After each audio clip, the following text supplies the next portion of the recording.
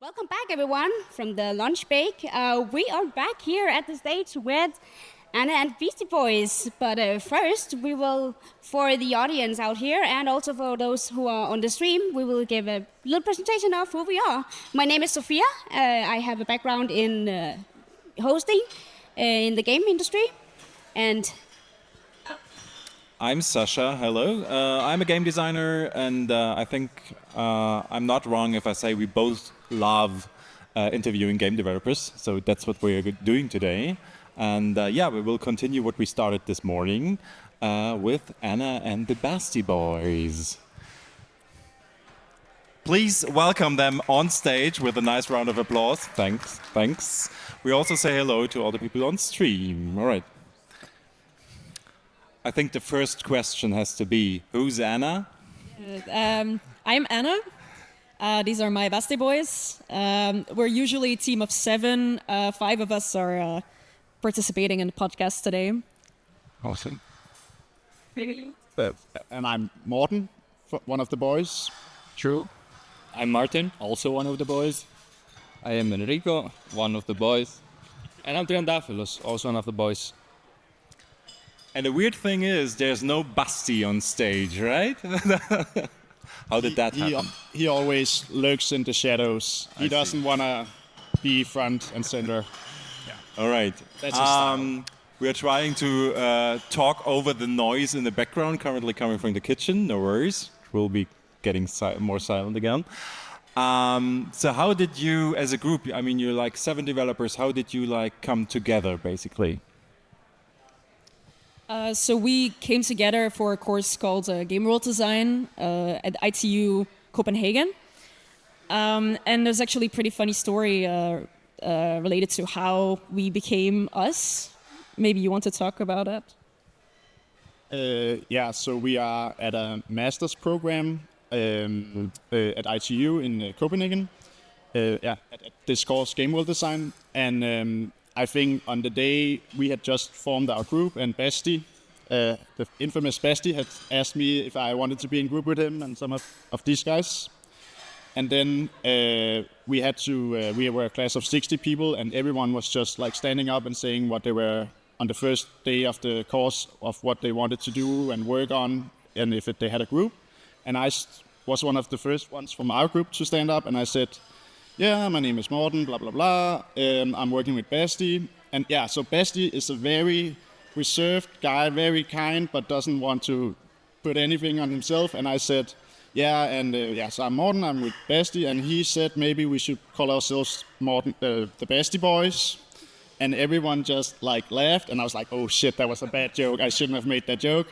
I was like, sorry, Basti, sorry. Yeah. And then when we had the break, everyone just came over like, hey, the Basti Boys. So it's like, okay, the name stays. It's like, it's inevitable now. So, sorry, Basti.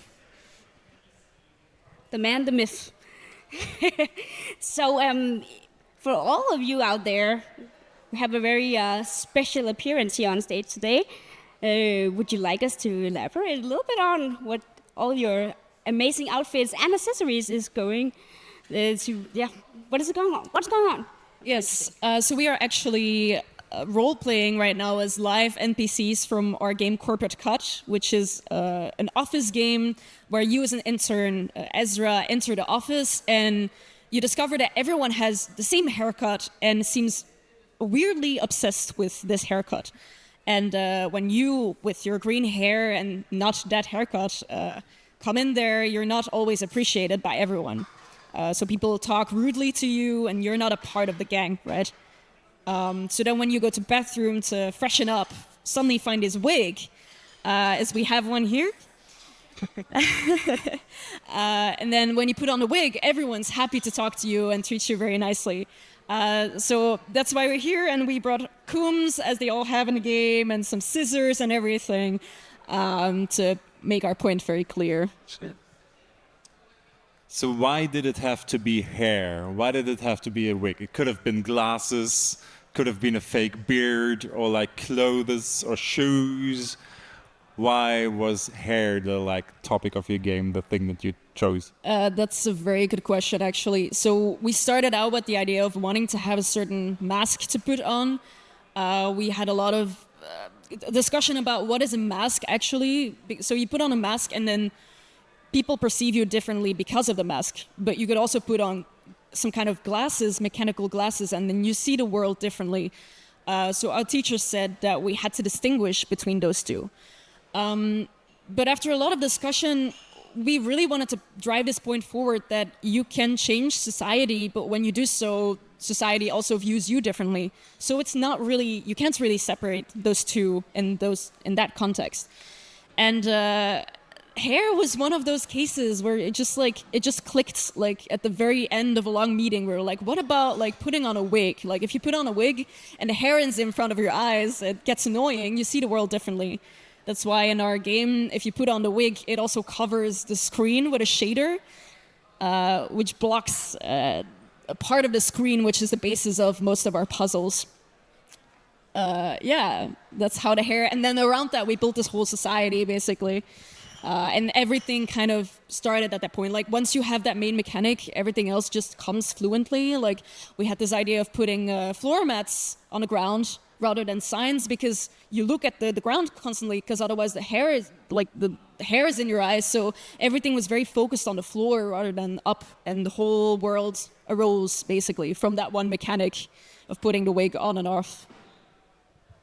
Yeah, because when you take the wig off, you're actually able to see the world around you, and Yes. you have also some more mechanics that like relies you to actually look up, and you will be blocked otherwise to doing that. So about fitting into the world, but also identity. So what was your thought process and your message behind identity with having this, what you call, generic outfit and hair? Any of you?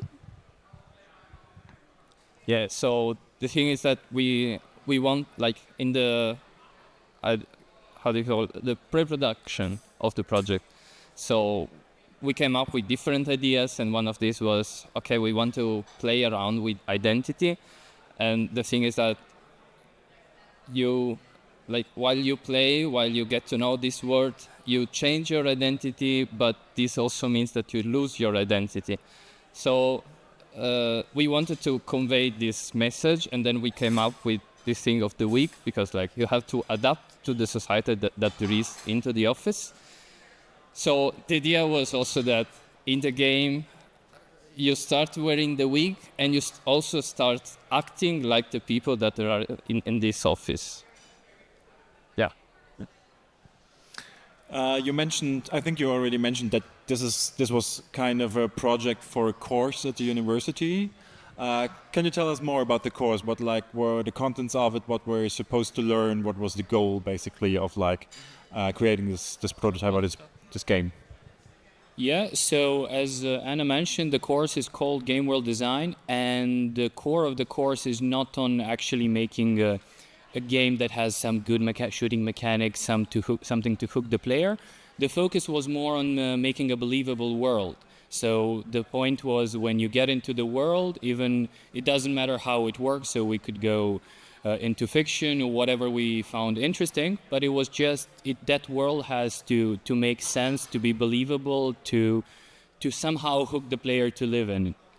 And during the whole course, the idea was we had like 3 months to make such a believable world, and so we take some measures to limit it, because again, worlds in video games tend to be extremely large, so we had to find a way to use all the assets that we have plus the time to get the best experience, which is why we went with the office, because the office gives you the glimpse of the world outside, so you know that the office can be anywhere, and we didn't we didn't put any view outside of the office, so it's a universal office somewhere in the world.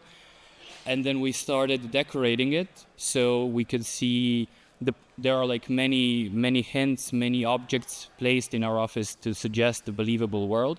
For example, as Anna mentioned, the doormats, usually like people look in their height and they look for signs, but these people, they tend to look down to look for signs.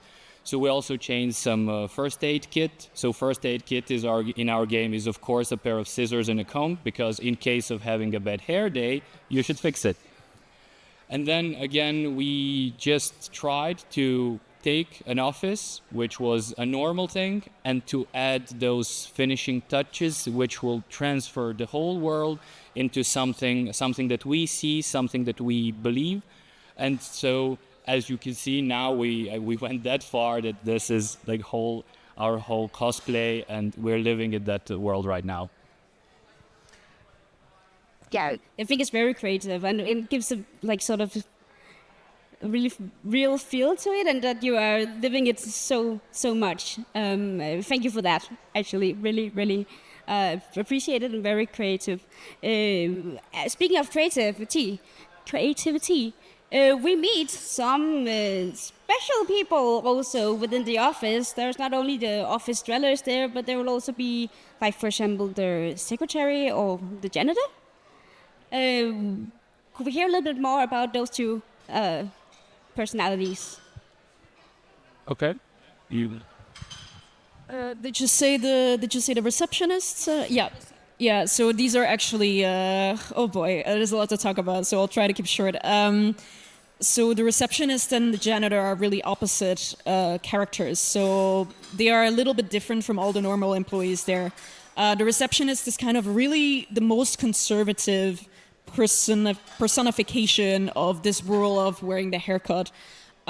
She will be so rude to you that it really makes you uncomfortable if you're not wearing the haircut. And then when you wear the wig, she is the most kind person ever. So she is kind of like the representation of this rule, and she's also directly inspired by the receptionist from Monsters Inc. Yeah. This the slug receptionist from Monsters Inc. And everyone just gets that connection for some reason, right? Even though it's a human, and we had the wonderful Enrico voice actor, and it's in our brain the whole yeah. And then we have the janitor, which is actually a character created by some of the people in our team. Was meant to represent the old times of the company before this whole haircut rule. I think it's best if you talk about that, maybe. So during the course, it was important to give out the law and create this, establish this game world, and we came up with having this character to tell the story of how this company used to be. So this is a janitor who has worked at the company for 50 years or something like that, and then one day, long meeting, suddenly we came out with this weird idea of using fish and this janitor to tell the story of how the company used to be. And it's so stupid, but it kind of worked. So it was very fun to see how you, with environmental storytelling and with some, you find a photograph of the janitor together with the old CEO of the company. They had a fishing trip together, a photo of that, and then you see he has the fishing rods and he has one of those fish trophies. The ones where they with their head, the singing, and so just something out there, just to make something distinguishable, stand out, and so it was a fun way to see how you could tell a lot with objects, environmental storytelling, and characters, and I think a lot of it goes under the it's not consciously something you see. But with adding, with the dialogue, with hints around, things that you can pick up and read, and then that creates the whole picture, I think. And it helps convey law in a more non-direct way, or indirect way. Now you talked about the good old days in the now you talked about the good old days in the company. Something that struck me a lot was how you resemble that within the game with the color green, for example. Yeah, so I was the graphic artist on the game and made the 3D models for the game. And we used a lot of color theory and color palettes to help navigate the game and give it a style. So all characters are associated with colors, and it helps you navigate and stuff like that. And so characters also are represented by colors, so that we use the color green to kind of both represent the player themselves. She has green hair that kind of stands out from everyone else. Everyone that works in the office are using, like, having these pale brownish colors, bland, boring colors, white, and almost looking like they were stuck in the past. And then you come in with this bright green, and it was very interesting to see how you can play a lot with colors and people don't notice it. So we took out all the greens, everything green in the office. We took out, like, the plants, we made them gray, and people don't notice. And then whenever there's anything green, that hints at both your character, but also we kind of like to use that as like creativity, or and also the like integrity of the old company. So the character of the old CEO who had integrity had the green color, and yeah, so it's very funny to use colors, and a bit I guess nerdish. I'd like to go back to the beginning of the semester where you made the game. So I'm pretty sure you did some brainstorming and you had a concept phase before you started to do it. Were there other ideas that you were considering to make, or was this the only one that came to mind, basically? So something? Yeah, actually, the whole forming of the group, again, relates to Basti, of course. And his idea was, I want to do something in Unreal. So I think we started by the idea, okay, let's just find people who are willing to do that. And then when we all gathered, the first premise was we do something that all of us like. So the first week, it was just one big board, and we gave each of us some, I don't know, half an hour or an hour to present the idea. We wrote everything down, and then we ended up with 7 ideas and tried to come up with what could be the best solution. And there were, those ideas were so different. So we went from some funny Looney Tunes-like game on one side into some Dark Souls game with dark fantasy. The lullabies, yeah, that was also one of the ideas. And then in the end, when we saw all of the ideas, we realized it's gonna be really tough to just mix them all together. So we started just by, okay, let's eliminate this, let's eliminate that. So we were kind of voting which things we want to get rid of.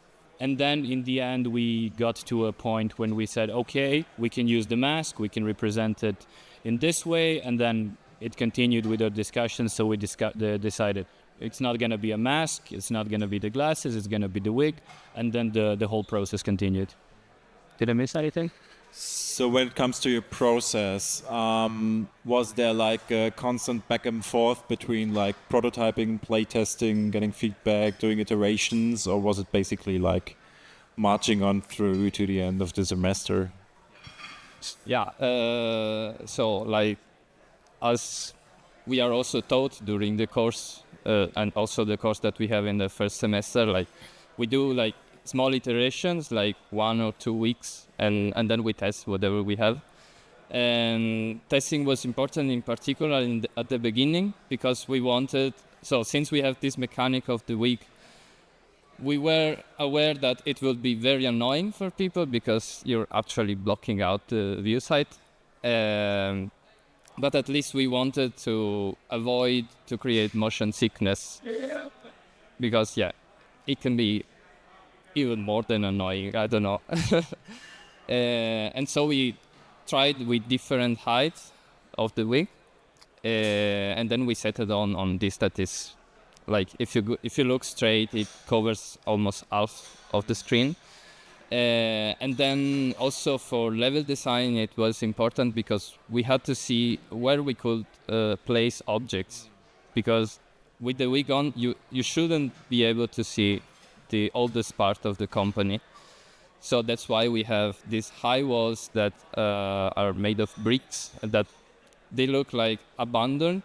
It looks like the people who worked there either they didn't see them at all, or they just thought, okay, we don't have to look there, so we just don't care. We leave it as it is.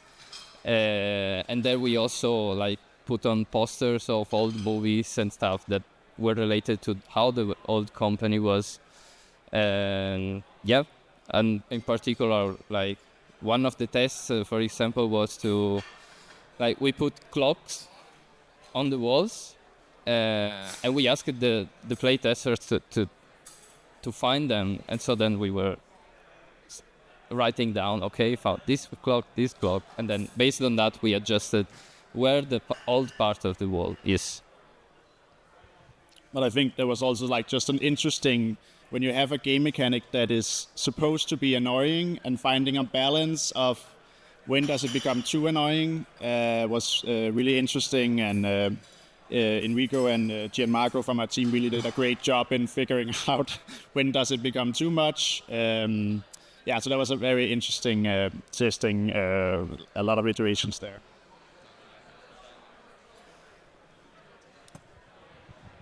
So the current stage of the game right now, we played it yesterday.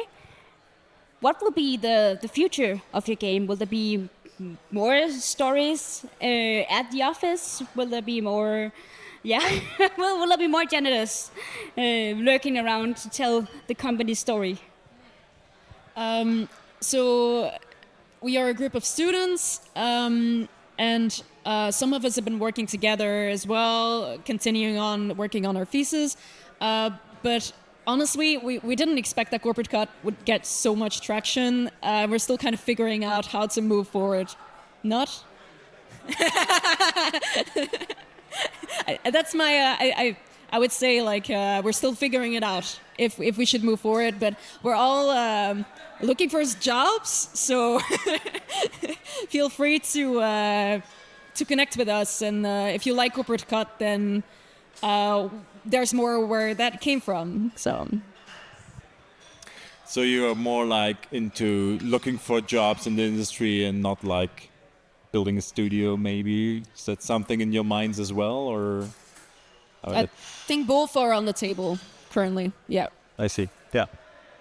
So speaking about the future, I would say, you're still at the university currently, like working on your thesis, right? So soon you will be finished, I guess. It's due in a week. In a week? Yes. So imagine for all of you? Yes. Really? So some of us are like slipping away at this event sometimes to continue working on our thesis. We really feel honored that you can be here, actually. Oh my God. Oh wow. Okay, in a week. All the best of luck, first of all, for your thesis. Also, I mean, at the moment, it's probably not the best time for the games industry. We all hope it's getting better again, but we'd really like to know what keeps you going. What is it? Why are you making games? Why do you maybe want to continue making games? And maybe, I don't know, maybe we have like a short answer from every one of you. That would be interesting. I have a few minutes left. Wow, I was not prepared for that question. I honestly, me personally, I'm also very academically driven. So, and I also have a background in literature, which is honestly also not the biggest market right now because it's also kind of saturated. So I feel personally I have a lot of ways and directions I can go into, but it would really mean a lot to me if I could stay into the game industry because I just love play and it gives me a lot of creativity and fulfillment. Yeah, so I think we can all agree that the world is a pretty unstable place in many ways, as well as the game industry. And yeah, I would like said that we aren't worried about it at all. Like the game industry has like famously been going up and up and up, and then when we're finally graduating, a lot of things are going wrong and all the layoffs. So it is like a concern amongst a lot of us. Also with AI, like what is the future of designers, of tech? I think Enrico has the answer to it, maybe. Like, yeah, no. But yeah, I think that what was cool about what gives me hope, which was your question, I think, is that it was fun to. I think still there is a space for personal, weird stuff like auteur-driven. I know, yeah, but like that. We made this game that is super, super weird and like full of jokes, and some people like it, some people don't, but some people really, really connect to it. And I think that's why there's still a future. There's a hope that people can make something personal that are personal or subjective to them and can connect to people that way. That not everything can be made by AI or computer. So and then of course. Still, we shouldn't forget that everyone can make a video game now in the basement. All the programs that are free, stuff like Blender and Godot, is fantastic and growing. So yeah, so I think that's what gives me hope.